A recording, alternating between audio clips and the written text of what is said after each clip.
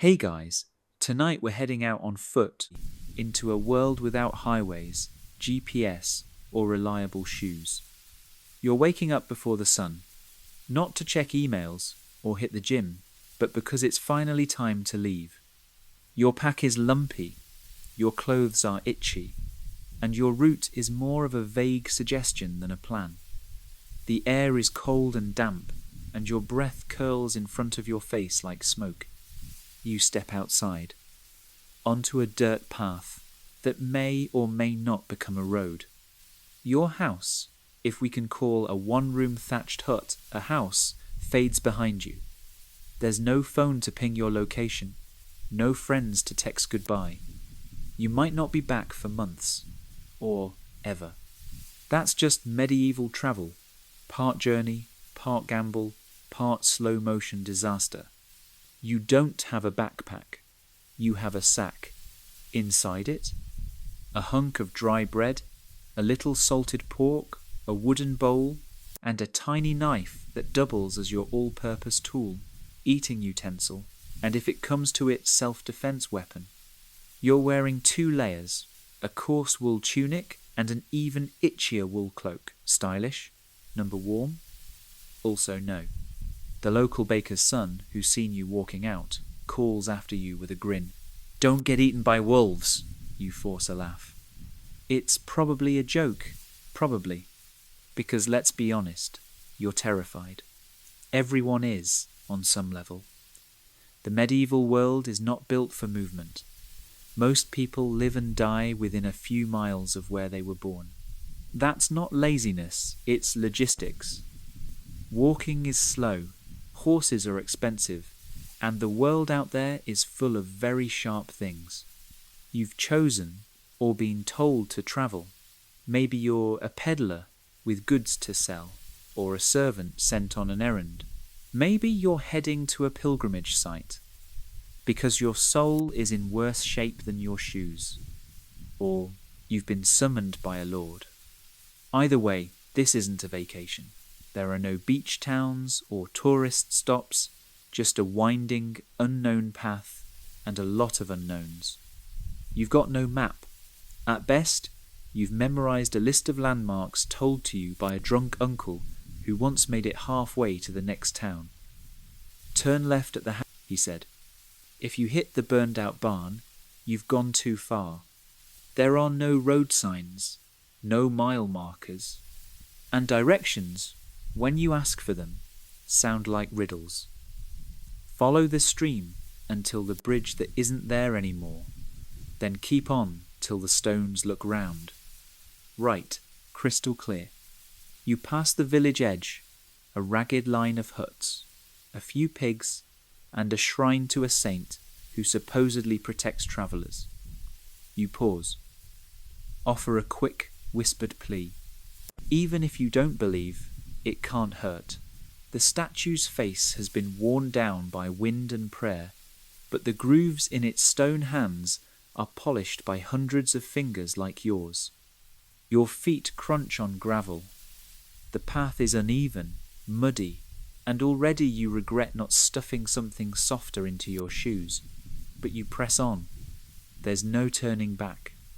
That's the unspoken rule. Once you start, you finish, or disappear. Most people travelling in this era do so with no protection, no compass, and very little money. You might meet fellow wanderers along the way, but there's no guarantee they're friendly. Some might be pilgrims, others traders, others not the kind of people you want to share a campfire with. And it's not like you can just flag down help. No carriages are going to stop for you. The only wheels on this road belong to noblemen or ox carts that move slower than molasses and smell considerably worse. You stop for a breath on a hill. Behind you, smoke rises from your village chimney. Ahead, trees. More road. Maybe a castle tower, miles in the distance. You might be heading there. You might not. Honestly, you're just hoping for a dry place to sleep and a meal that won't give you food poisoning. The first lesson of medieval travel hits you fast. It's not about speed, it's about survival. And yet, there's something strangely beautiful about it. The quiet, the rhythm of your steps, the open sky, the way you can feel the land in your bones uneven, wild, unpredictable. You're not staring at a screen. You're staring at clouds that might mean rain or maybe just time passing. You're not being tracked, updated, or pinged. You are utterly, terrifyingly free. Historians still argue whether most travellers in this era were truly isolated or moved in unofficial caravans for protection. What's clear is that people had to be resourceful, relying on folk knowledge, stars, and sheer nerve to get anywhere. Oh, and speaking of stars, you'll be sleeping under them tonight, unless you find an inn. But don't get your hopes up. You're not in the cosy part of the Middle Ages yet. You're in the muddy, mosquito-bitten opening credits. And with that first mile behind you, the real journey begins. You keep walking because there's no alternative. There's no carriage to hail, no friendly local to pick you up, and certainly no roadside bench for a break. Your road, if you can even call it that, is more of a scar across the landscape than a route. It twists, dips, and vanishes at random, swallowed by forests or muddied into oblivion after the last rainstorm. Medieval roads are inconsistent at best. Roman roads, now centuries old, still crisscross parts of Europe, beautifully engineered, straight, and shockingly durable. But unless you're very lucky, or heading toward a major city, you're not on one of those. You're on the post-Roman leftovers. Dirt packed by foot, hoof, and wheel into deep, muddy ruts that fill with water and refuse every time it rains. And guess what? It's probably rained recently. Your boots, if you own them, are already heavy with muck. If not, you're trudging in thick leather soles tied with twine, doing your best to ignore the slow seep of cold water climbing up your feet. You'd laugh about it, but your socks feel like sponges. You'd cry, but medieval men don't cry. At least, that's what the local friar told you. You pass a cart stuck in the mud, its driver swearing at an ox who looks like he gave up 2 hours ago. No one stops to help. Everyone's too busy pretending not to notice. You're all in the same sinking boat or cart, rather. The roads aren't just rough, they're dangerous. Most travellers avoid dense woods or narrow mountain passes, not for scenic reasons, but because those places are the perfect hiding spots for thieves. A bandit doesn't need to be clever, just patient. Hide. Wait. Hit hard.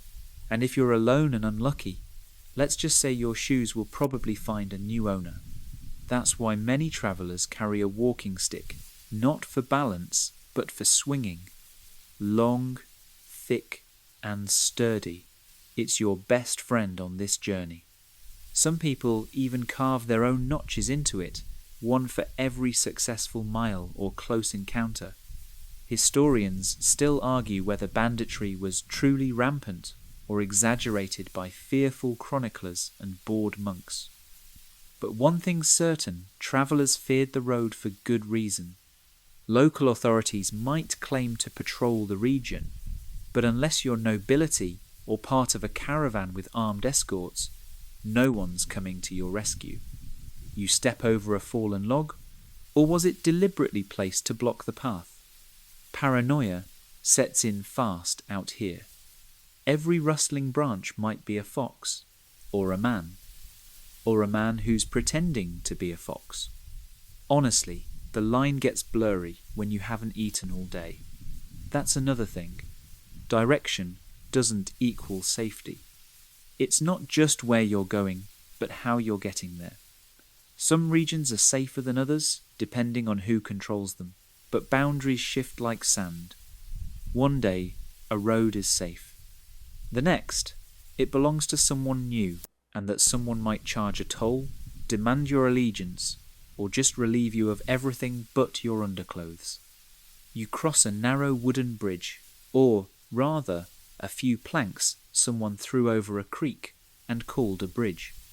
It creaks, shifts under your weight, and gives you an excellent view of how deep and fast the water is below. You cross anyway. There's no detour. There's just the road and this thing pretending to be a bridge. You pass old signposts, their lettering long worn off. A helpful reminder that even when someone tried to organise travel, nature and time had other plans.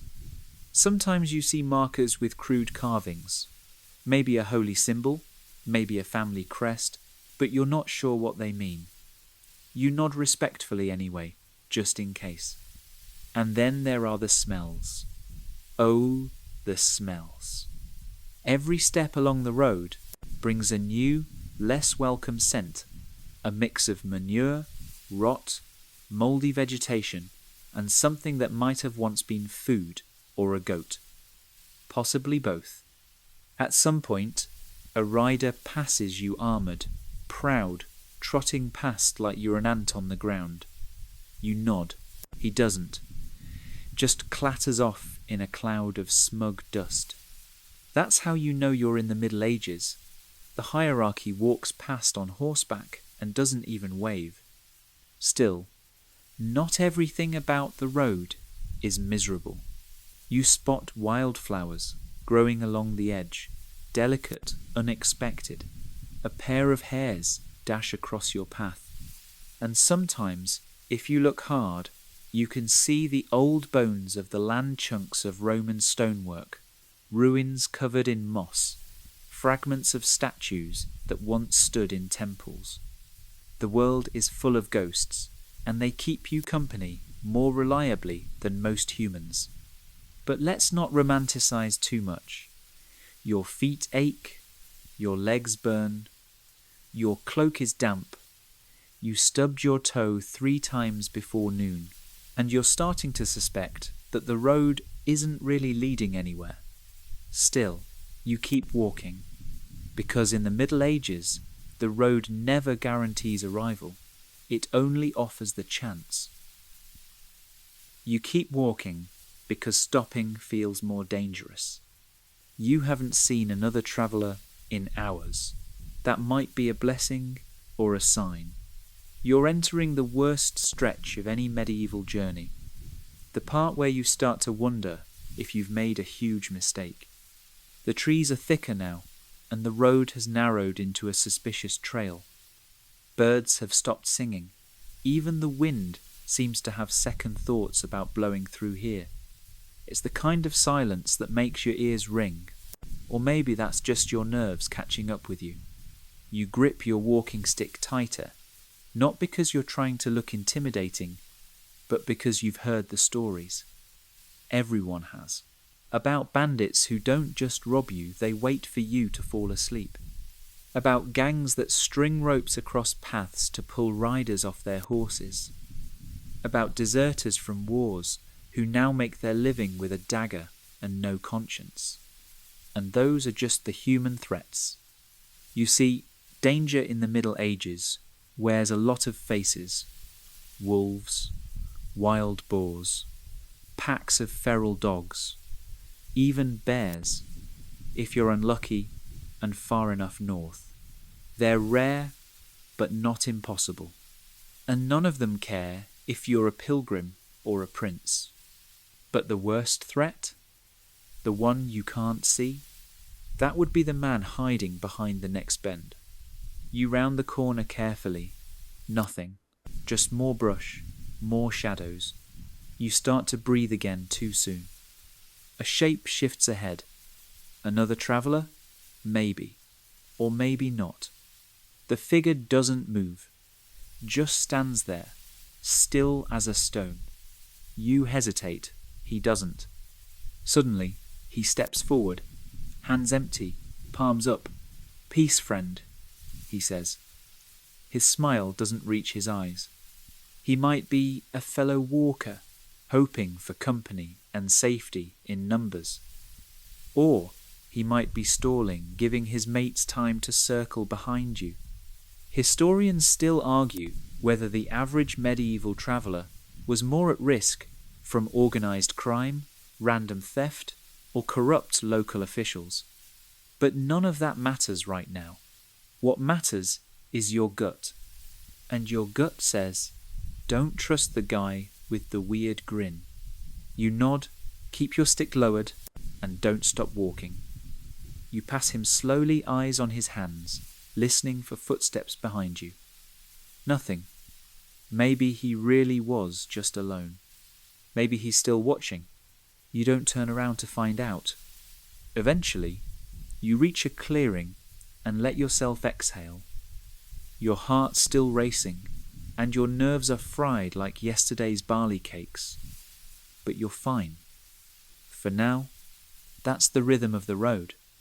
Panic, relief, repeat. By now, you're starting to understand something.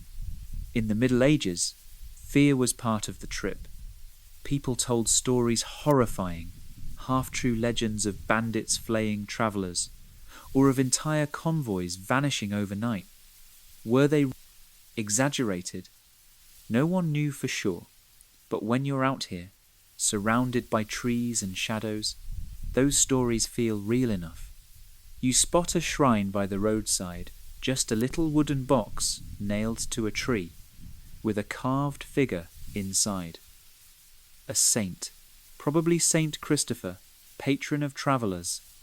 You touch it, murmuring a thank you, or a please don't let me die today. Same thing, really. You keep walking, and then you hear something. Voices, multiple, close. This time, you duck. You slip behind a tree, trying to quiet your breath. Through the leaves, you see them 3 men, dirty and armed. One with a rusted sword, another with a club. They're arguing about something, maybe food, maybe loot. You don't wait to find out. You edge back along the path, careful not to snap a twig. When you've put enough distance between you and the danger, you run. Not a sprint, more of a desperate, lurching jog. It feels like your legs are made of wet wool. But you don't stop until the path opens again and the trees thin out. There's a ruined watchtower up ahead, mossy and broken, but you head for it anyway. It's shelter, sort of. You tuck into a corner, catching your breath. This is travelling in the mages. It's not about taking in scenic views or enjoying the fresh air. It's about surviving long enough to see the next sunrise. And the scariest part? Even if you made it through this day, tomorrow promises more of the same. You take a sip from your flask's stale water, but better than nothing, and check your sack. Still have your bread, still have your knife, still have your boots. All wins. For now. Sometimes, medieval travellers banded together in groups for safety. Sometimes, monasteries provided escorts or refuge. But if you're alone, and you don't count on kindness. You count on instincts. You sit a little longer, ears tuned to every branch crack and bird call. And when the sun starts to dip, you move again, fast, quiet, and with one eye over your shoulder. Because the road ahead is long, the forest is wide, and the night belongs to whoever claims it first. Evening comes faster than you expect, and you weren't expecting much to begin with. One moment, it's golden sunlight slanting through the trees. The next, it's grey, misty twilight, where every bush looks like a crouching figure and every branch creaks like it's whispering your name. You need shelter. This is when you start scanning the road for signs, not of directions, but of people. Smoke curling from a chimney, the faint sound of animals, lanterns flickering through cracks in wood shutters. Anything that might mean someone nearby is selling food, offering beds, or at least not interested in stabbing you. Eventually, you spot something that might qualify: a sagging wooden building with an uneven roof and a door that looks like it survived 3 wars. An inn, if you're lucky. A tavern, if you're luckier. A trap, if you're really not. You knock. The door creaks open, revealing a face that looks like it hasn't smiled in several decades. You say nothing at first, better to let them decide if you're worth talking to. Finally, they grunt and motion you inside. This is about as warm a welcome as you're going to get. The inside of a medieval inn is, well, let's call it cozy. Not because it's cute, but because everyone is sharing the same 6 square feet. A fire crackles in the hearth. A few travellers sit hunched over bowls. Someone's snoring in a corner. The ceiling is low enough that you can smell it: wood smoke, sweat, old ale, and something you pray isn't pickled turnip. The innkeeper eyes you. Coin? Ask, because of course they do. And this is where things get complicated. If you have money, actual silver or copper coins, great. You can buy a bowl of soup, a place by the fire, and maybe a straw mattress in the attic. If you don't, you'll need to get creative. Some inns let travellers sleep in the stables. Others ask for work chopping firewood, scrubbing pots, cleaning out chamber pots. A few places let you stay in exchange for stories, songs, or prayers. You don't have any of those, so you reach into your sack and hand over 2 coins slightly bent but passable. You get a bowl. It's mostly broth, with something floating in it that might be meat or just a very ambitious mushroom. Either way, you eat it. Food is like that on the road, unpredictable and suspicious. On good days, you might find a pie from a roadside baker, or a stew that hasn't been reheated 8 times. On bad days, stale bread, mouldy cheese, or dried peas that crack your teeth like little edible stones. And don't even dream of utensils. You use your fingers, or you dunk your bread in whatever's warm enough to count as soup. If you're lucky, you borrow a wooden spoon. If you're really lucky, you don't have to share it. As for drinks, water is risky unless it comes from a well or spring you trust, which is rare. So people drink ale. Weak ale, usually, but still alcoholic. Enough to dull the taste of bad food and, conveniently, help you forget how awful the beds are. Speaking of which, your bed tonight is not a bed. It's a pile of straw in a corner that has very clearly been used by at least 5 other people this week. You lie down, curl your cloak around you, and try not to think about the fleas. You listen to the sounds of the inn: coughing, farting, snoring, arguing, murmured prayers. Someone starts to sing and is quickly told to shut up. A baby cries. Somewhere in the rafters, something rat, ferret, unholy gremlin scuttles across the beams. Still, you're not outside. You're not freezing. You're not alone in a forest. This counts as luxury. Historians still debate how common inns were for ordinary travellers. Wealthier towns had established lodging houses, and monasteries often provided shelter. But in rural areas, inns were rare and not always welcoming. You were just as likely to be turned away, overcharged, or robbed in your sleep. Tonight, you lucked out. Sort of. You stare at the flickering fire, lulled by the popping embers and the warmth of your own exhaustion. You ache all over. Your feet smell like something that died under a cabbage cart, and your stomach still growling, but your eyes grow heavy anyway. Right before sleep takes you, someone near the hearth starts telling a story about a traveller who stayed in a place just like this and never woke up. You decide not to finish that thought. You pull your cloak tighter, breathe through your mouth to avoid the worst of the smells, and let yourself drift. Tomorrow, you'll walk again. But tonight, you're horizontal, you're semi-fed, you're indoors. And that, on the medieval road, is what we call a win. You wake up with hay in your mouth, your shoulders stiff, your back's on strike, and something bit you in the night, either a flea or a ghost with a personal grudge. You're not sure which. Judging by the way the room smells, both are equally plausible. The inn is already stirring. A fire crackles half-heartedly.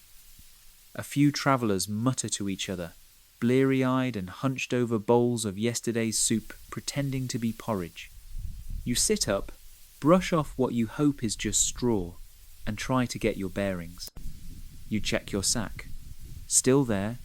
You check your boots. Still stolen from yourself by smell alone. You pat your pocket to make sure you still have your tiny knife, because today you're counting on something with 4 legs and an attitude problem. Outside, tied to a post that looks like it was last repaired in 1203, stands your companion for the next leg of the journey, a medieval horse. Except it's not really a horse. It's a rouncy, the medieval economy version of a multi-purpose ride. If a warhorse is a luxury sedan and a palfrey is a royal carriage, a rouncy is a dented bicycle with one squeaky wheel and a tendency to kick you when it's bored. This one, in particular, looks like it's been through some things. Its mane is tangled, one ear is flopped sideways, and it's giving you a look that says, "Try me, peasant." You nod politely. You need this animal more than it needs you. Most people in the Middle Ages didn't own a horse. In fact, many never rode one at all. Horses were expensive to keep and required constant care. Feeding them meant access to hay or grazing fields. Grooming was essential, especially if you didn't want to get thrown mid-gallop, which, judging by this horse's general vibe, feels likely. Historians still argue whether horses truly improved travel time significantly or just made the discomfort more mobile. It's true that you can cover more ground in a day, but only if your horse cooperates. And if the road doesn't collapse under you, and if no one tries to steal it, you mount the horse. Badly. It shifts, sighs dramatically, and starts walking before you're fully settled. No saddle, no stirrups. Just a rough wool blanket, strapped with rope, and your pride trying to stay balanced. You bounce. A lot. The romantic image of medieval horseback travel disappears about 10 seconds in. Your knees ache from gripping too tightly. Your thighs burn. Your rear end feels like someone's been slapping it with a board. Every rock on the road reverberates straight up your spine. Also, your horse stops. Randomly. Sometimes to sniff a bush, sometimes to poop, sometimes, apparently, just to test your patience. You nudge it forward, and it responds by turning in a slow circle like it's trying to realign your soul. To pass the time and distract yourself from the sensation of being slowly tenderized, you start talking to the horse. It doesn't answer, which is fair. You tell it your name anyway. You tell it what village you're from. You tell it how many blisters you have. Honestly, it's the best conversation you've had in days. You stop at a stream to let the horse drink. You take a sip too, carefully upstream, and pray the last traveller did the same. You nibble on some bread and dried onion. The horse eats something off the ground that might have been grass or might have been someone's forgotten sock. Then it sneezes directly on your face. This is your day now. You ride on, trading soreness for mileage. A few miles later, you pass another traveller on foot, walking beside a donkey so loaded with goods it looks like a fuzzy siege tower. You exchange a nod, the unspoken code of the road. Still alive? Yep. You? So far. The terrain gets rougher. Hills rise. The path splits without warning. One way leads through a forest, the other along a ridge. You choose the ridge. The view is nicer until your horse decides it would rather not walk along narrow ledges today. It veers left, you veer right. Somehow, you both end up facing a tree. You dismount to guide it by hand. It's easier than arguing.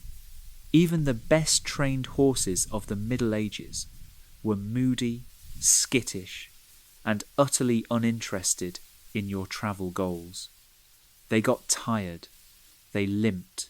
They bit. They refused. You could pay good coin for a riding animal and still end up dragging it through a swamp while it glared at you for the inconvenience. By midday, your thighs are jelly. You're sunburned on one side, windburned on the other, and your back feels like it's aged 10 years. The horse, still chewing something, still unimpressed, but you've made good time. You find a shady patch of grass, loosen the reins, and sit beside your steed. It doesn't nuzzle you, it doesn't show affection, but it doesn't step on your foot either. You take that as progress. The bond between medieval traveller and horse wasn't romantic, it was transactional. You both tolerated each other because the alternative was worse, walking. And maybe, just maybe, after a few more shared miseries, you'll stop dreaming of roast horse every time it throws you into a bush. For now, you're allies. Sort of. You scratch behind its ear. It bites your sleeve. Close enough. By late afternoon, the hunger creeps in. Not the casual, I could eat kind of hunger. This is medieval hunger. Your stomach feels like it's sending out smoke signals to your brain. Every scent on the wind registers as food, moss, mud, possibly even the horse. You reach for your provisions. Dry bread that could double as a weapon, a bit of cheese that smells like old socks, and the last scrap of salted meat you were saving for a special occasion. That occasion is now. If you squint, chew slowly, and avoid breathing through your nose, it's almost satisfying. Almost. Food on the road in the Middle Ages wasn't planned, prepared, or even all that edible. You brought what you could carry, mostly hard bread, dried beans, and preserved meat, and hoped to supplement it with wild berries, fish, or the occasional act of bold begging. You rummage under a rock and, miracle of miracles, find some wild leeks. They smell pungent and alive, which is more than you can say for your shoes. You mash them into your bread, like some kind of rustic sandwich, and call it lunch. The horse eyes you jealously. You consider feeding it. You don't. This is war. Later, you pass a roadside seller, a woman with a cart, a handful of turnips, and what might be a pigeon roasting on a stick. You exchange coins for the pigeon. It's tough, stringy, and suspiciously smoky, but it's hot and not bread. That alone makes it gourmet. She offers a clay jug of something that's allegedly ale. You take a sip. It tastes like if a boot had feelings and they were all bad. But it's wet. You drink. The truth is, travellers couldn't count on regular meals. Roads weren't lined with inns and cafes. They were lined with rocks, thorns, and disappointment. You could go a whole day without finding anything to eat, and 2 more before you found something you shouldn't have eaten. And yet, somehow, people kept going. Hunger wasn't a surprise, it was part of the packing list. You remember hearing about a noble who travelled with an entire cook staff and portable kitchen. Good for him. The rest of you mortals have to get creative. That might mean bartering, that might mean foraging, that might mean walking into a village and hoping someone takes pity on your road-weary expression. In some areas, monasteries were the best bet. They offered food, rest, and sometimes medicine, especially for pilgrims. You'd have to sit through a lot of prayer and keep quiet during meals, but the bread was usually fresh and the soup was at least warm. Historians still debate just how generous monasteries were with food, and whether they offered help to every traveller or just those with the right robes and stories.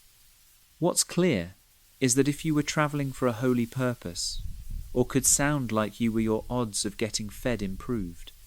But today, you're not near a monastery. You're near a puddle, a grumpy horse, and a stomach that keeps growling loud enough to scare off birds. You make camp near a half-collapsed stone wall that probably used to be something important. Maybe Roman, maybe not.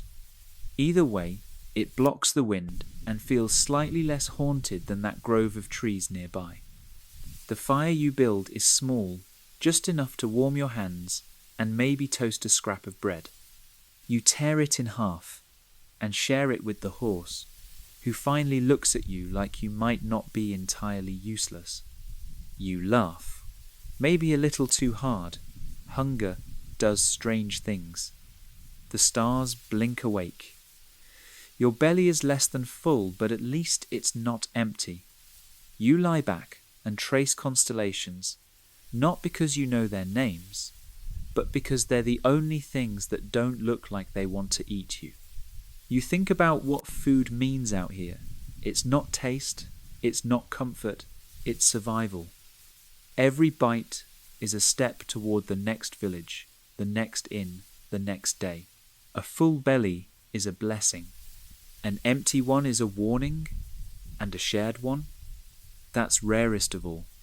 You sleep lightly, dreams filled with roast goose, plump apples, and steaming stews. You'll wake up and chew bark if it came in the right shape. But for now, your hunger has quieted. The road, at least for tonight, allows you to rest. And tomorrow, who knows? Maybe you'll find a real meal. Maybe you'll even get to chew with both teeth and dignity.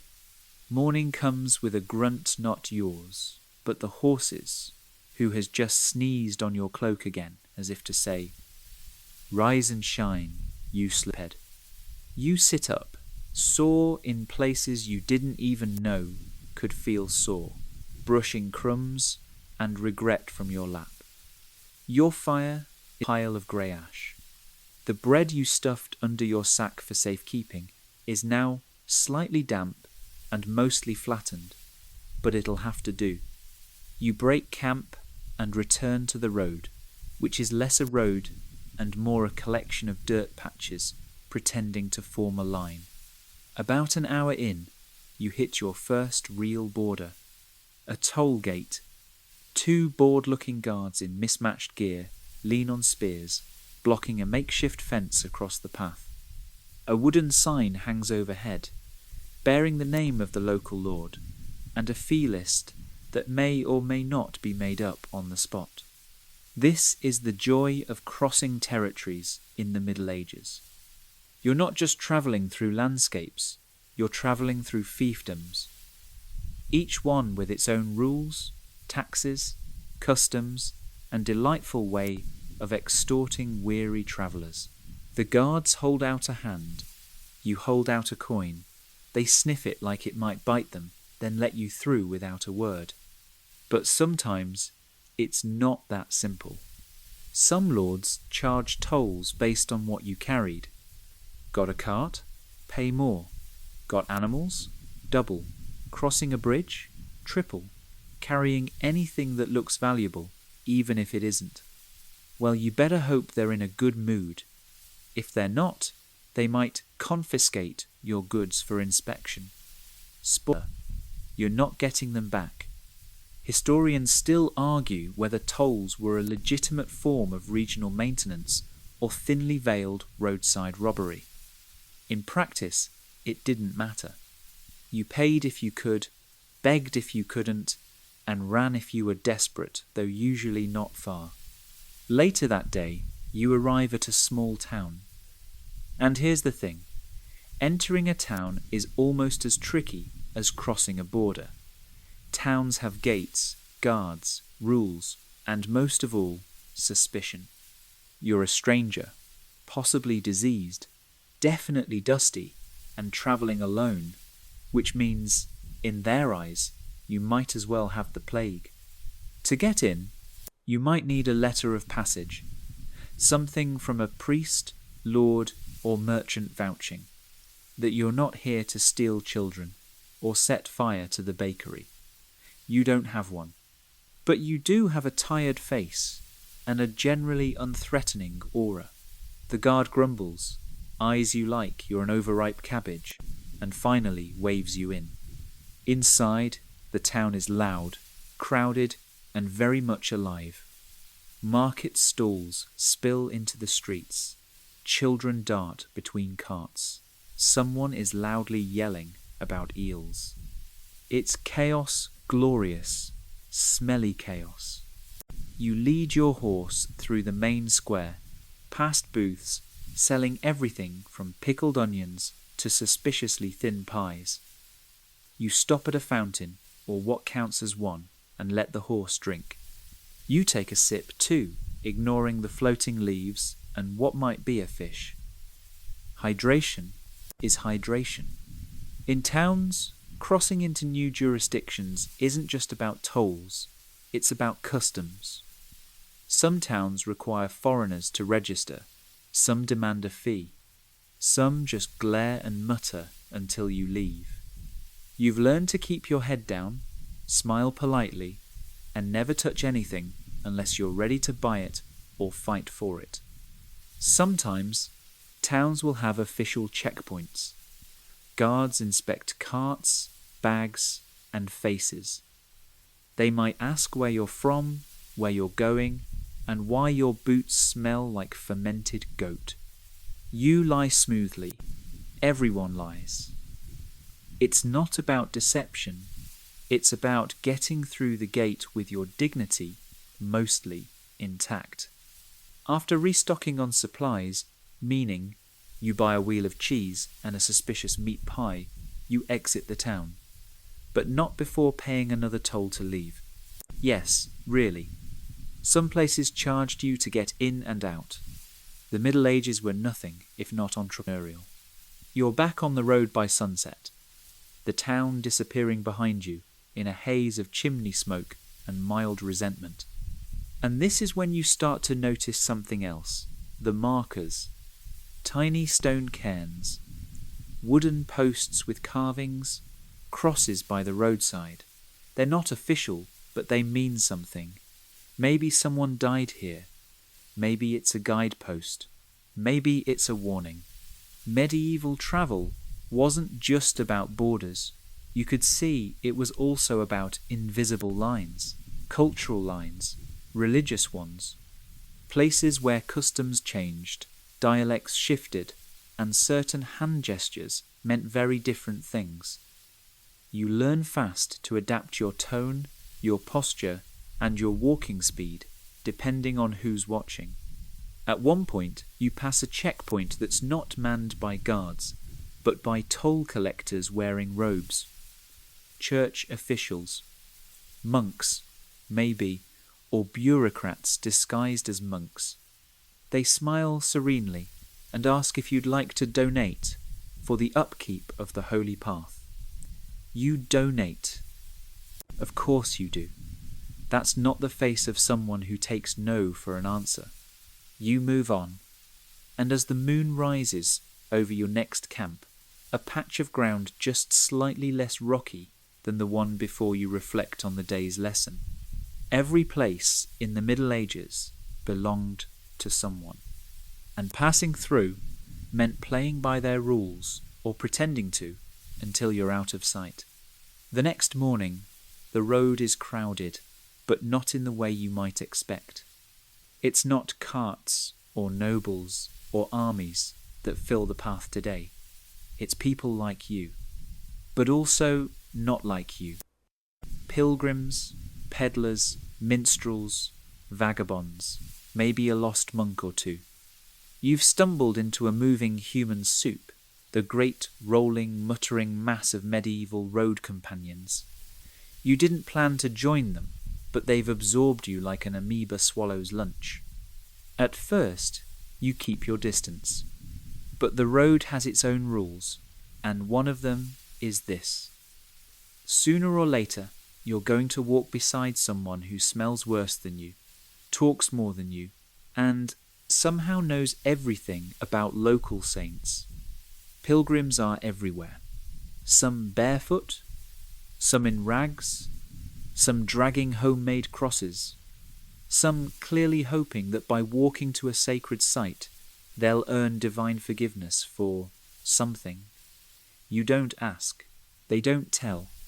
There's a lot of muttering, praying, and occasionally shouting scripture at sheep. They welcome you, sort of.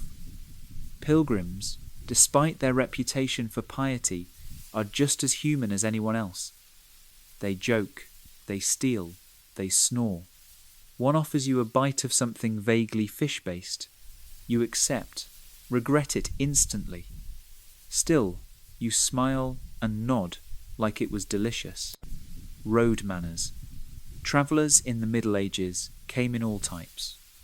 There were the devout walking to Canterbury, Compostela, or Rome. There were traders, peddlers hawking everything from spices to bootleg relics, genuine thumb bone of St. Michael. And then there were the in-betweeners, jugglers, beggars, storytellers, and con artists. You couldn't always tell who was which. Sometimes they didn't know either. One man tells you he's a retired knight. Another says he once saw the Virgin Mary in a bowl of broth. Both might be lying. Both might be telling the truth. That's part of the charm. The road is not just a path, it's a stage. And everyone's performing. A young woman walks beside you for a while, wrapped in a faded cloak and humming a tune that might be a prayer or just a really catchy curse. She doesn't say much, just walks. When she leaves the group to follow a fork in the road, no one says goodbye. Travellers come and go. That's the way of it.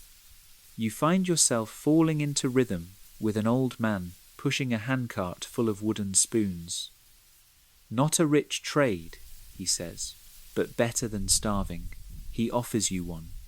It's cracked, but you take it anyway. Better than eating with your hands. Again. As the group moves, stories flow. Someone claims they passed a man with 3 heads in a village up north. Another swears he saw a flying serpent in the woods. You nod politely.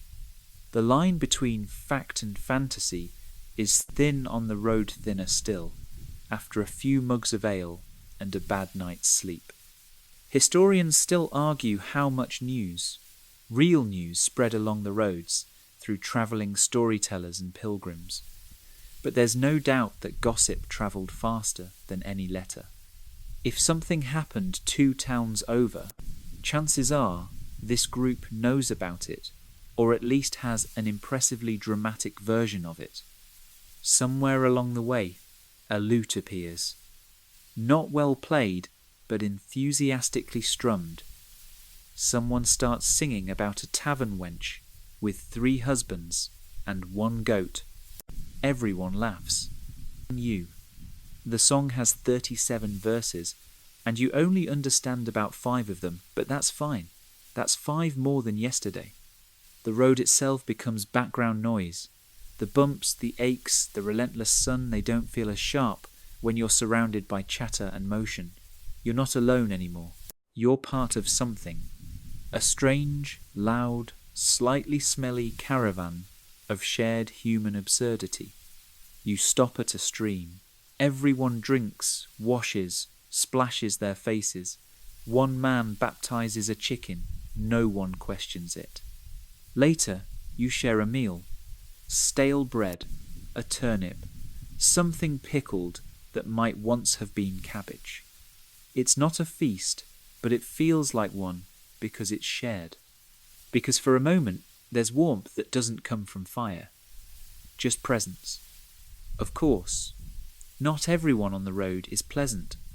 You pass a man pretending to be blind, begging with an empty bowl, and then squinting sideways to see how much you gave him. Another fellow is peddling a potion made of honey, vinegar, and what he calls dragon toe. You decline. He swears it cures gout. And marriage. You learn to smile, nod, and walk on. Eventually, the group thins.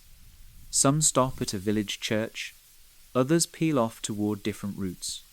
By sundown, it's just you and a few others left, quieter now, but not lonely. You find a clearing and build a fire. A woman offers dried apples. Someone else hums that same wench and goat song, and you realize something. The road is not just travelled, it's peopled. Not always friendly, not always safe, but always human. And tonight, the silence doesn't feel so heavy, because for once, you're not the only soul under these stars, wondering where the path leads next. It rains the next day. Not a polite drizzle, a full medieval downpour. The kind that soaks your cloak, fills your boots, and makes you question your life choices as you squelch down a road that's rapidly turning into a river. The sky is the colour of wet wool. Your horse, bless its vengeful little heart, decides it hates rain and refuses to move faster than a disapproving shuffle. You can't blame it. You're not moving much faster either. Medieval travel in good weather is a challenge. In bad weather, it's an ordeal. There are no waterproof jackets, no sealed tents, and no helpful roadside shelters. Your best hope is to find a copse of trees dense enough to break the worst of the wind and pray the lightning hits someone taller. The mud is the worst. Thick, sticky, and always deeper than it looks. One misstep, and you're ankle deep in what might be soil or might be the afterlife. Every step pulls at your boots like the road itself wants to keep you. Clothing soaks through in minutes. Your cloak, meant to keep out the cold, now clings to you like a wet animal. Your tunic feels like it's been boiled. The bread in your sack turns to dough. You think about medieval saints who walked barefoot through snow and wonder if they were just really, really bad at planning. Eventually, you find a low hill slightly drier and make camp under a tree that leans just enough to provide shelter without collapsing. The horse stands nearby, drenched and looking personally betrayed. You both eat damp food in silence. You imagine the monks in their cloisters, dry as bone, sipping broth and chanting prayers in candlelight. You try not to be bitter. But here's the thing, medieval travel wasn't seasonal. You didn't always get to pick the weather window. Sometimes you travelled because you had to, a summons from a lord. A pilgrimage that couldn't wait, a harvest that needed workers, or just plain desperation. So you walked, rain or shine, mud or frostbite. Historians still argue whether most medieval people avoided travel during bad weather or simply accepted it as part of life. Either way, the elements weren't just uncomfortable, they were dangerous. Rain brought sickness. Cold froze your joints. Sunday scorched your skin. And wind? Wind could drive you mad with its ceaseless howl. Storms, in particular, were terrifying, not just because of the rain, but because of what it did to the land. Flooded rivers swallowed roads, hills became mudslides, trees fell, bridges collapsed. A single storm could change your route, your time, or your life expectancy. And then there was lightning. You learn, on this wet and windy day, that being the tallest object in a field is a bad idea. You and your horse spend half an hour crouched behind a boulder while thunder cracks overhead, like some angry god hammering an iron door. You whisper every prayer you half remember. The horse farts. You take it as a good omen. Eventually, the storm eases. Not ends eases. The rain becomes a steady tap instead of a biblical flood. You get moving again, dripping and miserable, but alive. Walking through wet countryside is like wading through soup. Your cloak pulls at you like a child demanding attention. Your pack squelches with each step. You pass a signpost half swallowed by mud and nearly fall trying to read it. The message? Go back. You laugh until you cough. But there are moments, strange, fleeting moments, when the misery turns surreal. A rainbow arcs across the grey sky, refracted through droplets on your lashes. A flock of birds bursts from a tree, painting the clouds with their sudden movement.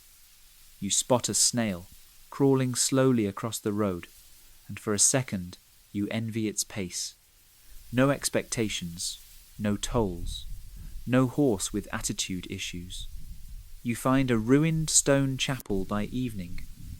Half its roof is missing, but the walls are intact. It's dry inside. There's an old cross on the wall, weathered and cracked but still standing. You sit beneath it, peel off your cloak, and wring it out like a wash rag. You light a small fire. The horse stares through the open door, disapproving. You toss it a piece of carrot you found in your pocket. It chews with the enthusiasm of someone who's just realized the carrot is slightly fermented. That night, the wind howls outside, but you're sheltered mostly, and you think about how weather rules the traveller's world. You don't outrun it, you endure it, you curse it. And sometimes, if you're lucky, you even find beauty in it. You fall asleep, damp, chilled, and strangely content. Because if you can survive this, you can survive anything. Morning doesn't so much arrive, as it seeps in through the cracks in the chapel walls. You wake up feeling like a wrung-out towel, damp, sore, and just this side of delirious. Your cloak is dry in the middle and soaked at the edges. Your boots squish. Your horse is already awake, staring at you with that signature medieval expression. You again? You eat a bit of cheese that now tastes like rain and regret, tighten your belt, and prepare for another glorious day of trudging. But not even a few minutes down the road, another inevitable companion joins the journey. Filth. Dirt is your new perfume. Mud is your natural habitat. Your skin has acquired a fine layer of road dust, soot, and horse sneeze, and your fingernails are starting to look like tiny shovels. Cleanliness is not just rare on the medieval road, it's borderline suspicious. You haven't bathed in days. Actually, let's be honest, you haven't bathed properly since you left. There's no soap, no basin, no privacy, and definitely no hot water unless you boil it yourself, which you haven't had time for, because survival. When you pass a stream, you take a quick rinse, just arms and face. You keep your clothes on, mostly because you don't feel like catching dysentery and a cold at the same time. Also, it's hard to relax when every rustling bush might contain a squirrel, a priest, or a highwayman. Hygiene, in the Middle Ages, was a complicated dance between effort, custom, and available water.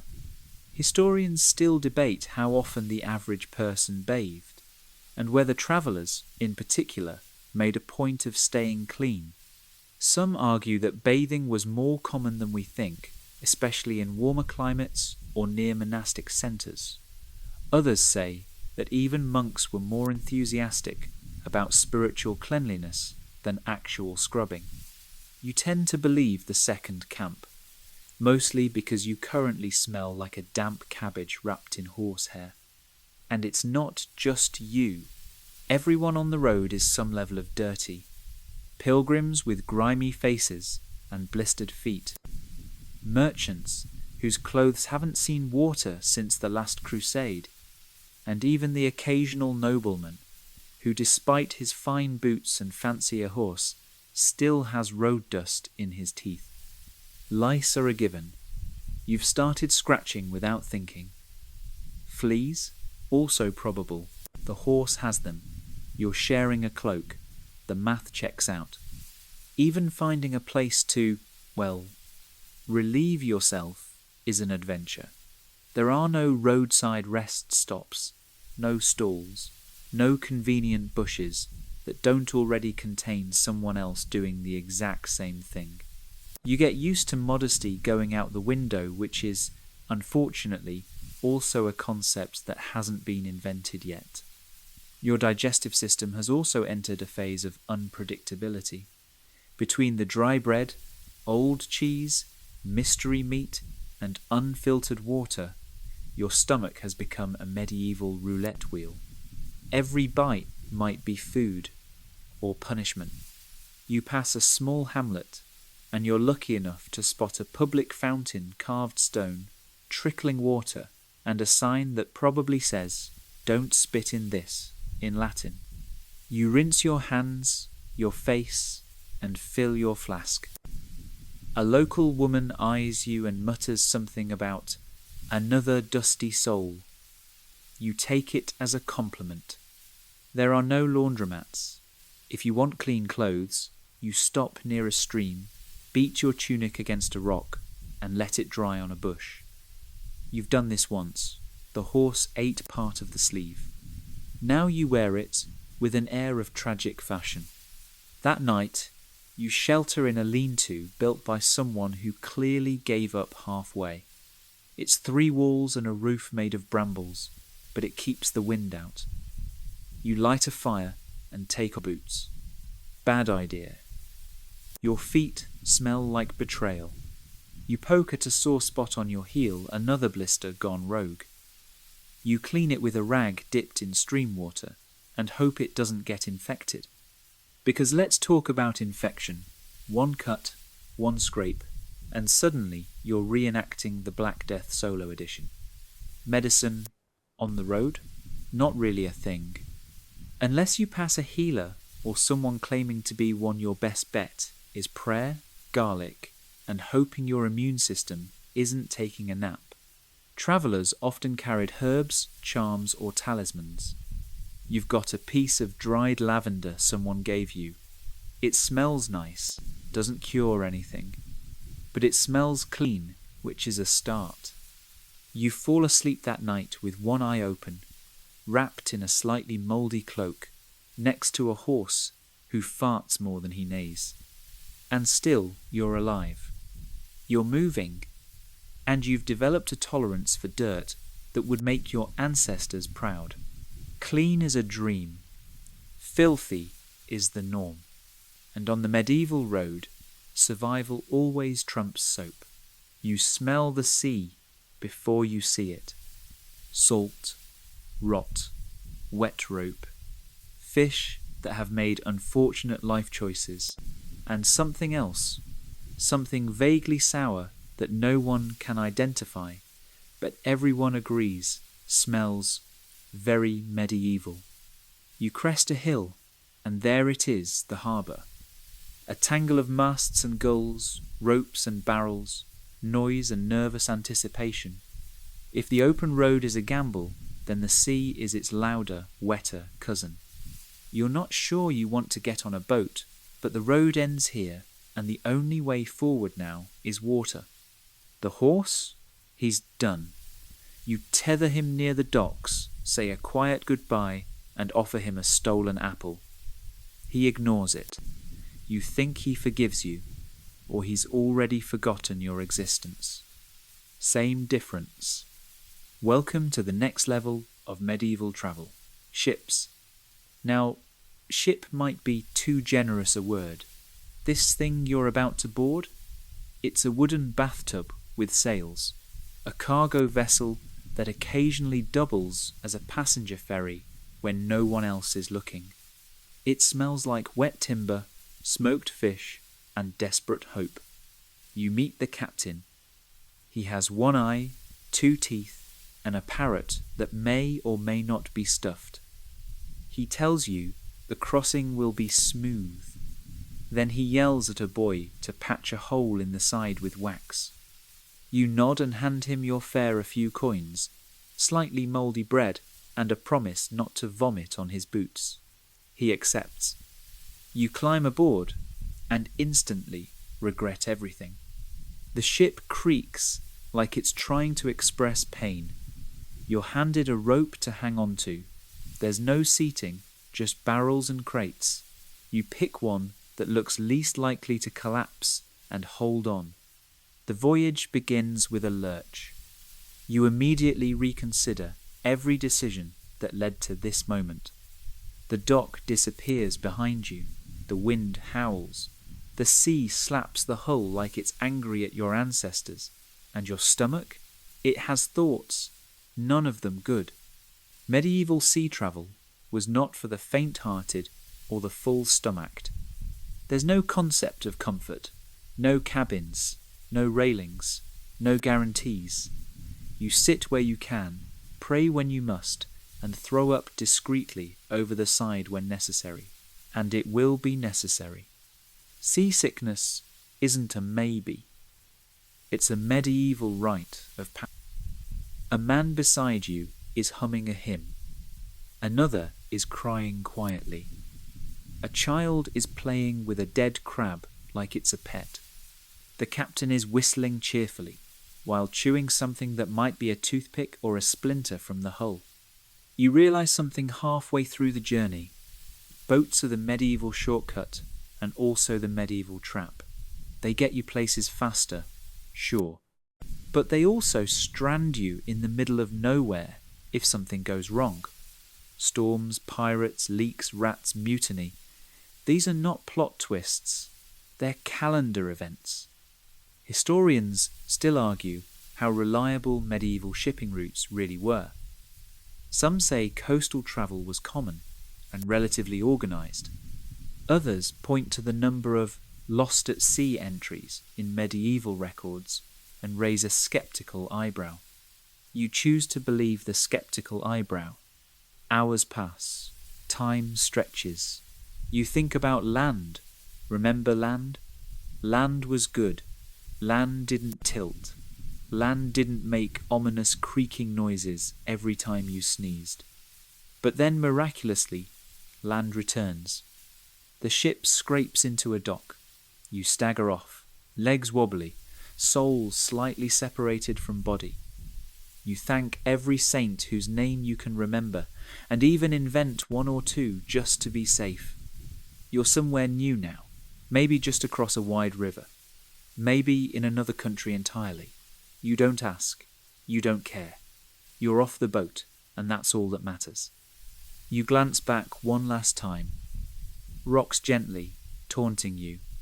Never again, you mutter. The sailor with the parrot waves. You wave back. Why? You're not sure. Maybe out of respect. Maybe because you secretly know you'll be back. Because, as awful as the sea is, sometimes it's still better than walking. You pull your cloak tighter, retie your sack, and step onto this new patch of earth.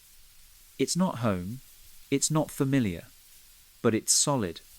And right now, that's all you need. You've barely had time to recover from the boat ride. When reality sets back in, you're still travelling. And here's the kicker. Most people in the Middle Ages didn't travel for pleasure. They travelled because they had no choice. You walk inland again, legs aching with every step, and start thinking about the people who had to do this, the workers, soldiers, messengers, and holy wanderers. You?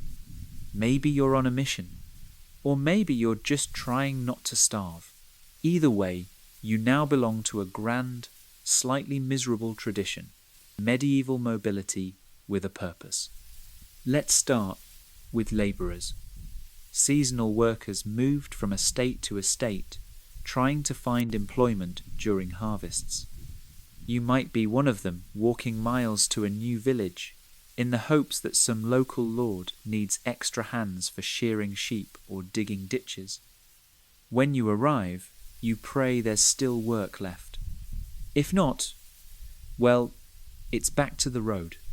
Some travellers were servants or messengers.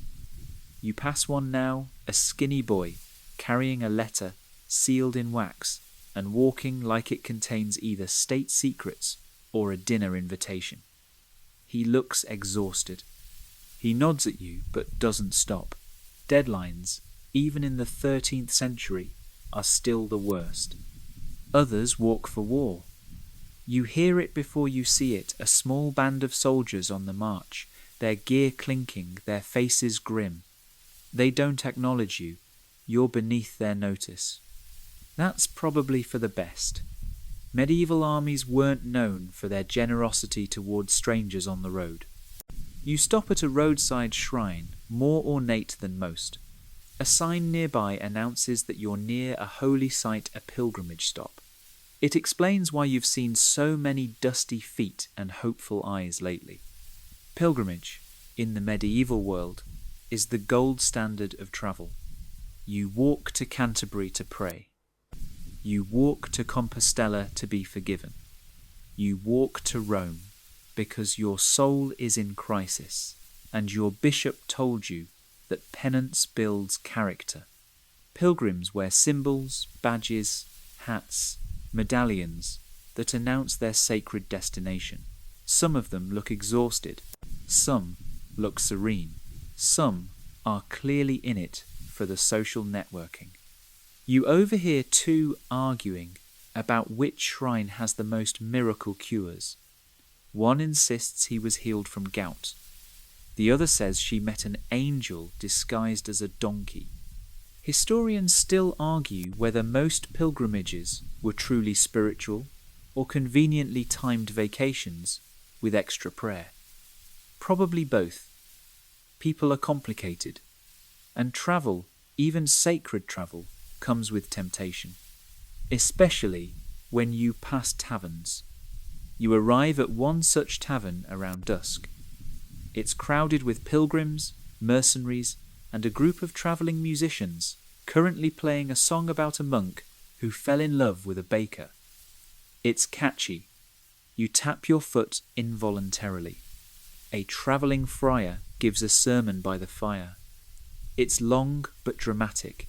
He warns of sin on the road. He gestures vaguely toward the musicians. One of them bows in response. Everyone laughs. You buy a bowl of stew with your last good coin and sit by the hearth. It's warm, it smells like onions, and possibly redemption. You eat slowly, listening to the fire pop and the murmurs of weary travellers. A merchant joins you, a fat man with a velvet cap and rings on every finger. He's heading to a market 3 towns over to sell wool and dried figs. He complains about tolls, about rain, about how one of his donkeys has an attitude problem. You nod. You understand. Even the wealthy suffer just more expensively. He offers you a fig. You eat it. It's terrible. You thank him anyway. The fire dies down. People drift off to sleep where they sit. You curl in a corner and wrap your cloak around you.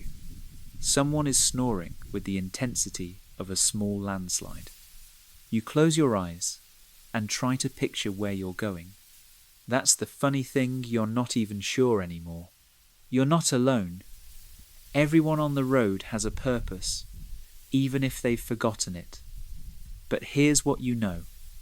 No one walks without a reason. Every step is fueled by hope, fear, guilt, money, or divine inspiration. Usually a mix of all five. And so you walk. Not for fun, not for stories, but because something somewhere is pulling you forward. The road forks, and for once there's a sign, a crooked wooden post with two names scratched into it, both partially weathered into illegibility. You squint. One name might be a town, the other might be a threat. You pick the one that sounds vaguely less ominous. As you walk, it hits you. No one knows where you are. Literally no one. There's no postal system following your trail, no pings to a tracking device, no one waiting for your location update. You could fall into a ditch right now, and, barring divine intervention or a very determined dog, no one would find you for days, maybe longer. Because in the Middle Ages, communication wasn't just slow, it was practically a miracle. If you needed to send a message, your best bet was to hand it to someone already going in the general direction. Merchants, pilgrims, monks, or wandering jugglers became makeshift postmen. Letters were written on parchment, sealed with wax, and trusted to people you hoped were both literate and not inclined to sell your secrets for ale money. You pass one such messenger, now a harried monk on a donkey. Hunched over a leather satchel, you exchange a tired smile. He's carrying someone else's words across miles of unpredictable terrain, hoping they arrive in one piece. He probably hasn't read them. Probably. The irony? Most of those letters aren't love notes or grand revelations. They're business, land disputes, debt reminders, summons from court. And even if they do arrive, the response will take just as long. By the time you've heard back, the issue might already be resolved, irrelevant, or replaced by 3 new problems. You sit beneath a tree and pull out a piece of scrap parchment you've been carrying. You've tried writing a letter home, not that you're sure how to send it. You scribble a few lines anyway. Still alive, feet ruined, horse gone, ate something green, regret nothing. It's not poetry, but it's honest. Historians still argue how effective medieval communication actually was. Some claim the system of couriers and church networks kept information surprisingly mobile. Others point to the fact that major events, famines, invasions, even royal deaths sometimes took weeks or months to be known just one region away. It wasn't just distance that slowed things down, it was danger. Letters could be intercepted, destroyed, or simply lost. Roads washed out, messengers disappeared. And language itself was a barrier.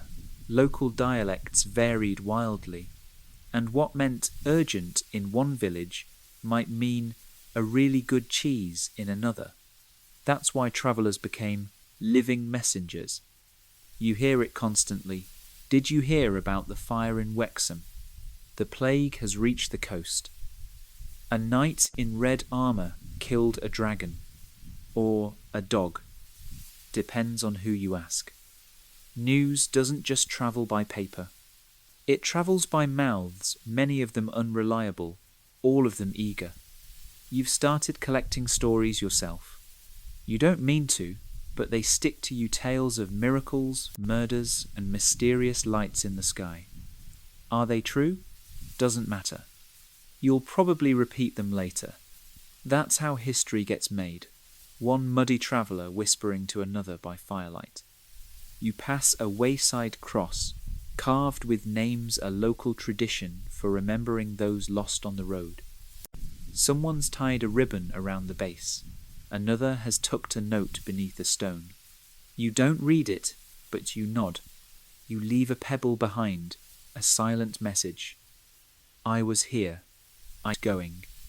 That night, you stay in a barn. The farmer didn't ask for money, just help unloading hay. You earn your spot by pulling, lifting, and sneezing more than you thought humanly possible. For dinner, you're handed a hunk of bread, a boiled turnip, and a cup of something that might be cider or rainwater with ambition. You drink it anyway. Afterwards, the farmer's son asks you for news. You tell him about a bridge that collapsed 3 towns back, about a peddler selling combs made from fishbone, and about a noblewoman who rode through town dressed as a man. You embellish a little. Everyone does. He listens, wide-eyed. You realize that to him, you are the world's messenger, dusty, sore, and full of stories. And in that moment, you understand something. Travel isn't just motion. It's transmission, of rumours, of warnings, of wonder. You fall asleep to the sound of cows shifting in their stalls and wind whispering through the gaps in the walls. Your messages, however odd, however inaccurate, have been delivered, and the road, tomorrow, will be ready for more. You wake up before dawn, warmed by cow breath, and blanketed in the rich aroma of animal droppings and human compromise. It's oddly comforting, or you've just been on the road too long. You stretch, crack something in your back that wasn't supposed to crack, thank the farmer's family, and set out once again. But today is different. You're walking through the kind of landscape most people never get to see. Not because it's far away, but because it belongs to a different class. You've entered the orbit of wealth. The air is clearer here. Not metaphorically, the lords have more land, fewer people, and better drainage. The fields stretch like tapestries, stitched with stone walls and plump sheep that clearly eat better than you do. In the distance, a manor house rises like a smug monument to tax collection. You're in noble territory now. And here's the thing. Medieval class lines don't just exist, they shape everything. Even how people travel. You pause at a crossroads and watch as a small procession clatters past. Horses with actual shoes. Cloaks that have seen soap. A litter with velvet curtains that flutter just enough to reveal a jewelled slipper and someone's bored expression. Nobles, travelling in style, or at least in heavy embroidery. You catch the eye of a young servant struggling to keep pace, red-faced and lugging a chest the size of your horse. You nod in solidarity. He almost nods back, but thinks better of it. Probably doesn't want to lose his job for acknowledging you exist. That's noble travel for you. Grand, slow, and incredibly complicated. Wealthy travellers had entourages. Servants, guards, cooks, scribes, entire portable ecosystems. Their journeys required planning, permissions, and usually several letters explaining who they were and why they were important. Even their beds travelled with them straw mattresses wrapped in cloth, carried by servants with sore backs and zero enthusiasm. You, meanwhile, have a ragged cloak, 3 coins, and a piece of cheese that smells like betrayal. Historians still argue whether noble travel was actually safer. On one hand, they had guards and resources. On the other, their wealth made them targets for bandits, rival lords, and the occasional very creative peasant uprising. There's also the added problem of diplomacy. If a noble entered the wrong territory without permission, things could escalate from awkward stares to minor skirmish very quickly. You see it even in the roads. Nobles travel the main routes, smoother, better maintained, guarded by soldiers, paid by someone else's taxes. You? You walk the winding side paths, dodging brambles, and hoping your foot doesn't land in something once alive. You pause near a monastery and spot a noblewoman descending from her carriage-lace veil, satin shoes, a look of practiced serenity. She's come to pray, or make a donation, or maybe just show off her jewellery in front of the saints. Two servants flit around her like anxious butterflies. You watch, pretending not to. She doesn't see you. To her, you're the background, the setting, the dust. And you've learned not to take it personally. Not all nobles are distant. Some were known for travelling incognito, dressing down, walking alongside commoners, sharing meals. These stories are rare and often romanticised. But you like to think they happened. Maybe once. Maybe by accident. You stop at a roadside inn and see both sides collide nobles at one end of the room with their fine wine and fresh bread, and everyone else clustered near the smoky hearth, nursing weak ale and suspicious stews. The middle ground doesn't exist. You sit with the farmers, the tanners, the widows, the wandering souls. Someone shares a crust of bread. Someone else passes around a bone dice game. You lose a coin, gain a story, worth it. Later, you watch the nobles mount up, leaving in a cloud of silk and horse hooves. The road behind them is clean, the path ahead guarded. You, meanwhile, tighten your pack, pull up your hood, and head into the woods. Because here's the truth. Even when you walk the same road, you don't walk the same journey. Your road is unpredictable, wild, real. Theirs is lined with hedges and expectations. But at the end of the day, both roads lead somewhere, and maybe, just maybe, both roads teach something. Nobles travel with purpose, you travel with grit. And grit, especially when combined with blisters, goes a long way. You're close now. Not to your destination exactly. You gave up defining that about 50 miles and 3 questionable turnips ago. But to something that feels like an end. The air smells different. The sky opens wider. Your pace slows. Not out of exhaustion, though that's definitely part of it, but because some quiet voice in your bones tells you, this is it. You pass a milestone, literally, a stone with a barely visible Roman numeral etched into it. It's chipped, mossy, and leaning, but still standing, like you. The road ahead winds down a hill and vanishes into a village. Smoke curls up from chimneys. A church bell rings. Dogs bark. And for the first time in days, you see people who aren't just passing through, they belong here. It makes you nervous. You approach slowly. Your clothes are crusted with dirt, your boots are frayed, your face probably looks like it lost a fight with a roast chicken and a thunderstorm.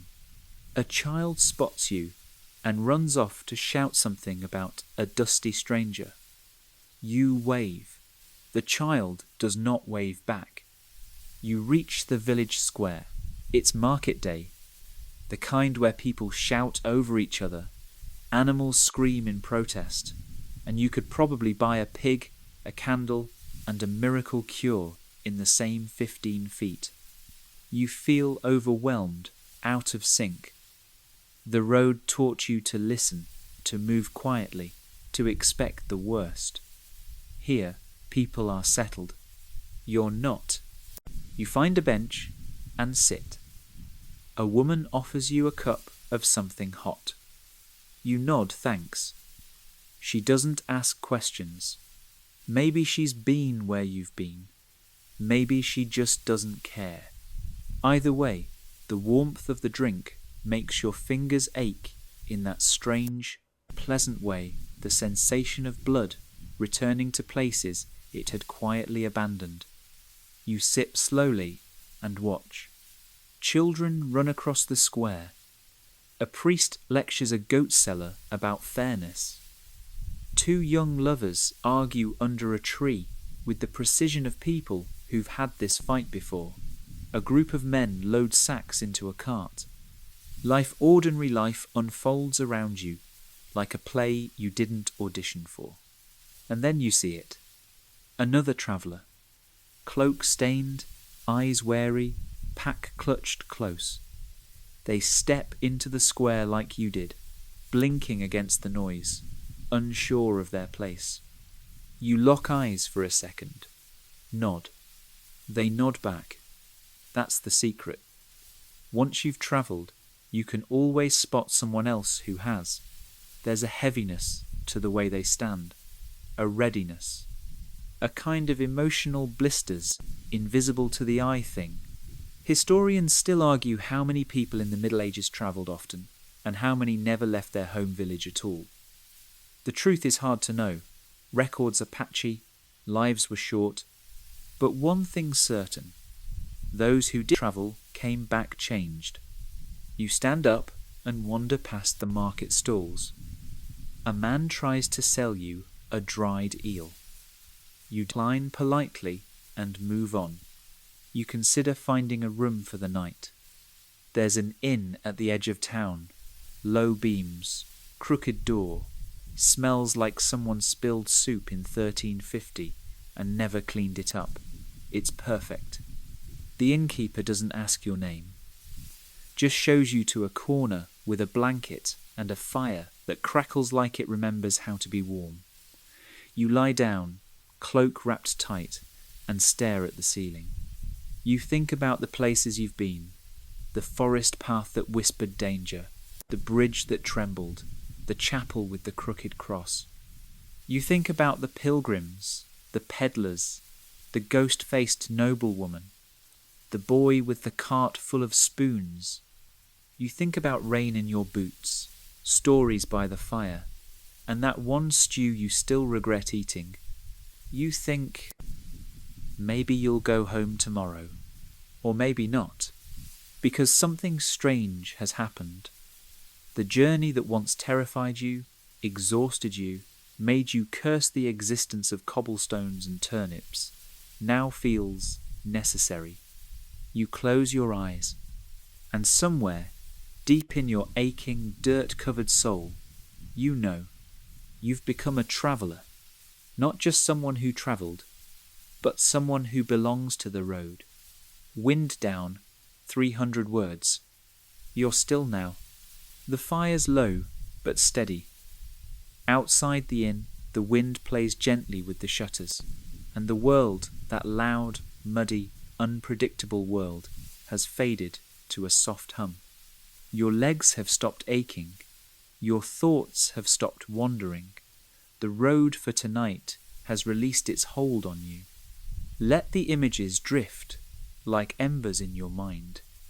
The crunch of gravel underfoot, the clop of hooves in morning fog, the creak of cartwheels and leather straps, the murmur of strangers sharing bread and fear and half-true stories under stars. You've walked with pilgrims and peddlers. You've felt the slap of rain and the weight of silence. You've traded comfort for experience and certainty for wonder. And now you've arrived. Where exactly doesn't matter, because in the Middle Ages, arrival was never about the destination. It was about surviving the miles, remembering the faces, and maybe, just maybe, learning how strong you really are. So rest. Let your muscles loosen. Let your thoughts grow slow and soft. Let the road fade beneath your feet. Let the journey tuck itself into the folds of your dreams. You're not lost. You're just between destinations. And you've got time. Plenty of time. Good night, traveller.